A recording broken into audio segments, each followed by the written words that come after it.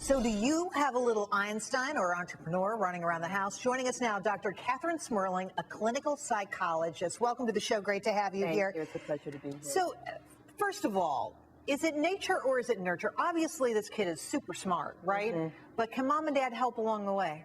Certainly, mom and dad can help along the way, but it's a combination of nature and nurture. It's the age-old controversy that we have had for a long time.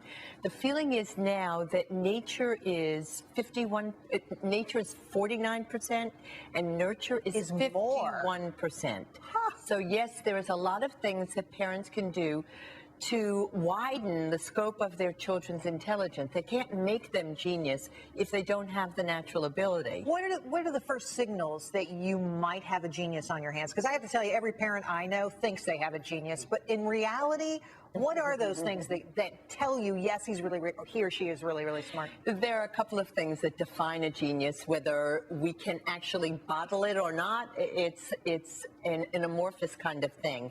But the top 2% of IQ, from either 140 or to 180, that's the broad range, right, is considered that have a potential for being a genius.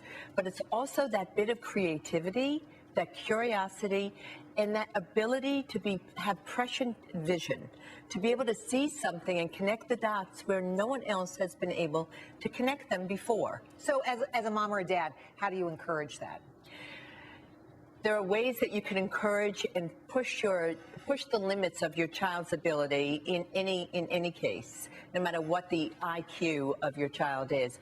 One of them is to ask open-ended questions. Don't ask questions that involve only a yes or no answer, but to ask questions like, what would it be like if we took another route to school?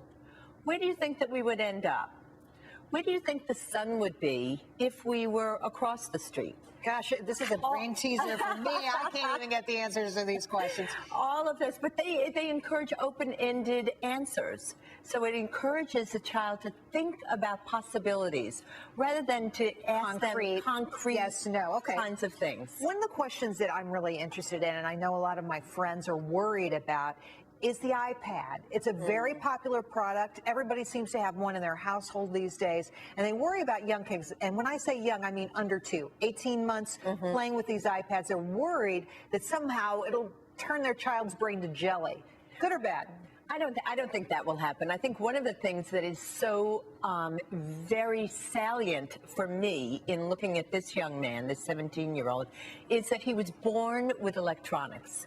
He was born with a computer. His brain was never wired to think in different ways. His brain was wired for electronics right from birth. I know that when I first started to use a cell phone or an iPad or computer, it was a new thing for me, and it took me a long time to figure out how to learn it. My son is born with it, so it's a different kind of brain waves and a different kind of brain roots. So I think the iPad is part of our society. We're not going to eliminate it. We're not going to. They might as well use it right away. They might as well use it. They will probably look for colors at one point. Then they'll figure out patterns at another point. We don't really know how the brain is going to develop in the electronic age. We really don't, because we don't have enough of a distance yet. Well, the early indications from the studies are that it is a positive, as you say, so parents shouldn't be too afraid. But it's fascinating. These kids, they're entering the world in a totally different way, and it's fascinating to watch them. Kathryn, thanks for coming on tonight. Really appreciate your time. Thank you.